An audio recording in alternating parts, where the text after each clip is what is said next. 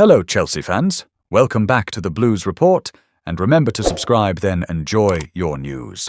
Let's dive in. The summer grind, Chelsea's pre-season rebirth. By the time the sun began to rise over Cobham, the first sounds of pre-season had already begun. The sharp whistle of a coach, the thud of a boot on turf, and the deep, burning breaths of players chasing fitness, purpose, and redemption.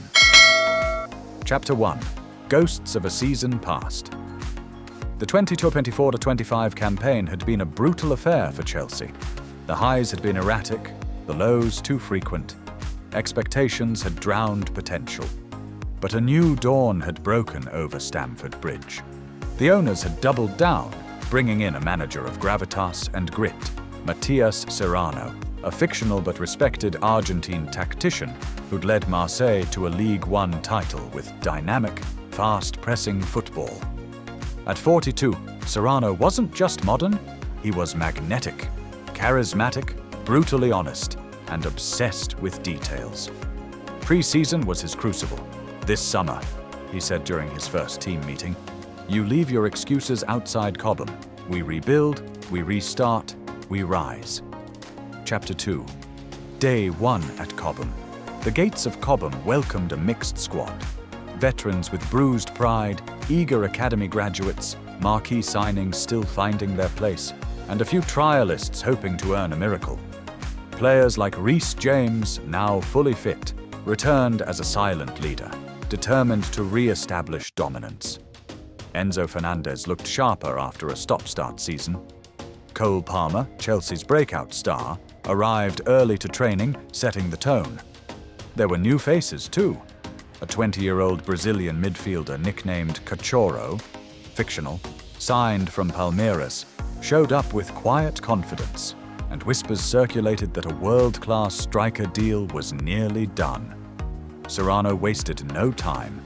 First session, no ball, only heart rate monitors, GPS vests, and high-tempo endurance circuits, sled pushes, intervals, sandpit resistance work. He wanted to see who would suffer and who would embrace it. That's not pain, he shouted, watching Mykhailo Mudryk collapse on the pitch after a sprint. That's progress screaming. Chapter 3. Tactical Awakening. By week 2, the footballs were out, but this wasn't casual rondo. Serrano's sessions were intense. 6v4 possession under pressure. Build-up patterns rehearsed over and over. Double sessions. Tactical video reviews. He envisioned a 3-2-4-1 in possession. Aggressive wingbacks, inverted midfielders, and relentless pressing. Nobody walks, he told Conor Gallagher after a lukewarm press in training. You press or you perish. Serrano's right-hand man, assistant coach Luis Benitez, was the enforcer. Former military. His motto? Discipline builds freedom. Players were fined for arriving 1 minute late.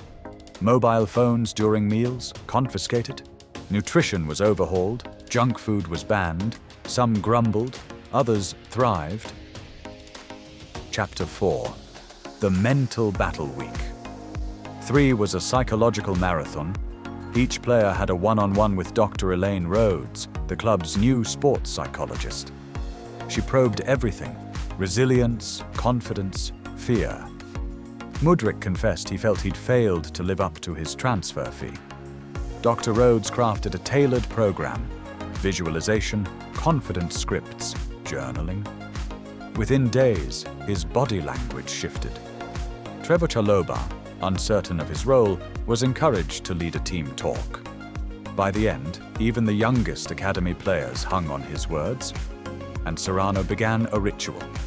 Every Friday, a team bonfire at Cobham. Phones off, no media. Players shared stories, truths, goals. The first night was awkward. The second night was cathartic. By the third week, even Enzo, reserved, guarded, stood up and spoke in Spanish about why he came to Chelsea. To build something history will remember. Chapter 5. Tour of Truth Week 4.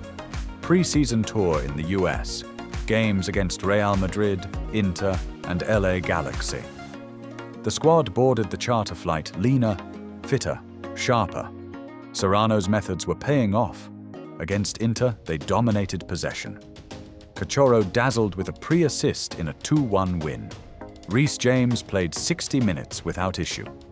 Chelsea fans, watching online, began to believe. But the Real Madrid match brought a reality check. A 3-0 loss. Vinicius Jr. tore through the defense.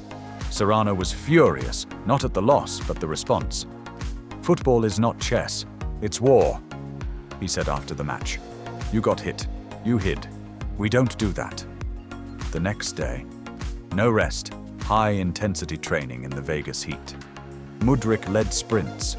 Jackson, criticized for his finishing, stayed late with Serrano, working on his angles. Palmer took free kicks until nightfall. Chapter 6. Brotherhood. The defining moment came in the final tour match. LA Galaxy had less quality but played with heart. In the 88th minute, Palmer was hacked down. A scuffle ensued. Enzo stood up for him. James confronted the culprit. Cachorro shoved away a second Galaxy player. Red cards were waved, but the message was clear. Chelsea were no longer a fractured group. They were brothers. Post-match, in the locker room, Serrano walked in silently. He picked up the badge on a training shirt and said, "Now you earn this." The room roared. Chapter 7. Homecoming back at Cobham. The final weeks were about sharpness, fine-tuning, and selections. Serrano was ruthless, sent 3 players to train with the U23s, promoted 2 academy talents. He told senior players, "Age doesn't buy loyalty, performance does." The season opener loomed, and behind closed doors, Chelsea played a final pre-season match against Brentford. 4-0, fluid football, goals from Palmer, Jackson, Gallagher, and a rocket from Cachorro. Serrano called it the best 90 minutes since his arrival.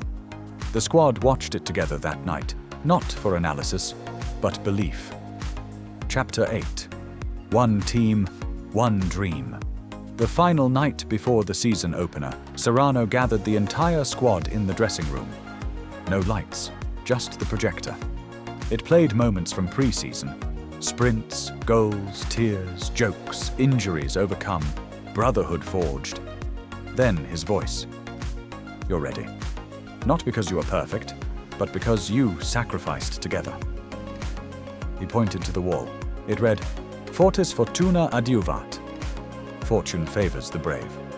And under it, in blue, Chelsea, united, unbreakable. Epilogue. A new chapter begins. Stamford Bridge was packed.